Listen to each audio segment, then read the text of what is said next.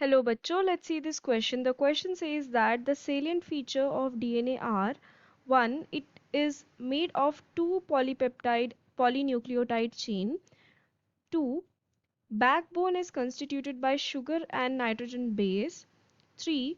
Two chain have parallel polarity.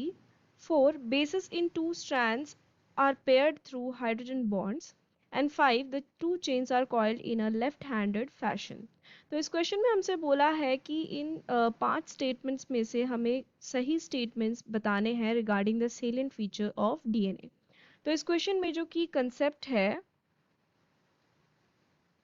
that is regarding the features of the salient features, or you can say the important features of the DNA, which is nothing but the genetic material।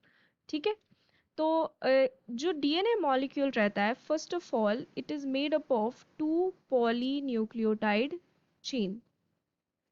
ठीक है, यानी कि polynucleotide का मतलब क्या होता है, इसके अंदर न्यूक्लियोटाइड बेसिस प्रेजेंट रहते हैं, और पॉली का मतलब as we know more than one. तो बहुत सारे न्यूक्लियोटाइड बेसिस से बन के ये एक चेन बनाता है, एंड ऐसे दो चेन एक दूसरे से कॉइल्ड अप रहते हैं। ठीक है, to form the DNA.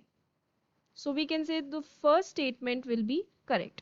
Now second statement में हमें क्या बोला है, ये तो बात हो गई फर्स्ट स्टेटमेंट की। सेकेंड स्टेटमेंट में हमें क्या बोला है कि बैकबोन जो है इस डीएनए का, that is constituted by sugar and nitrogen bases, which is wrong। जो बैकबोन रहता है ना, it is made up of sugar and phosphate moiety. Phosphate, तो ये शुगर एंड फॉस्फेट से बना रहता है, ना कि नाइट्रोजन बेसिस से। नाइट्रोजन बेसिस इन बैकबोन के बीच में प्रेजेंट रहते हैं। ठीक है, तो this will be wrong. Then option sorry, the statement 3 में हमें क्या बोला है कि two chains have parallel polarity. Now अगर ये पैरेलल पोलैरिटी रहेंगे तो ये एक दूसरे से कॉइल नहीं हो पाएंगे। पैरेलल नहीं होता है, यहाँ पे एंटी पैरेलल रहते हैं ये।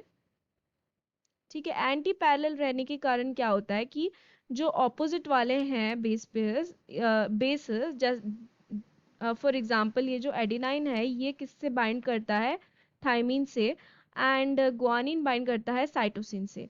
तो ये ऑपोजिट एक दूसरे के आते हैं, एंटी पैरेलली आते हैं, कॉम्प्लीमेंट्री आते हैं, that is why they bind with each other with the help of hydrogen bonds. ठीक है, तो वी कैन से कि these are not parallel, these are anti parallel. So ये जो होगा वो भी रॉन्ग हो जाएगा। देन फोर्थ में बोला है bases in two strands are paired through hydrogen bond. So ये जो है ये करेक्ट स्टेटमेंट है। एंड फिफ्थ स्टेटमेंट में हमें क्या बोला है, the two chains are called in left handed fashion, which is wrong.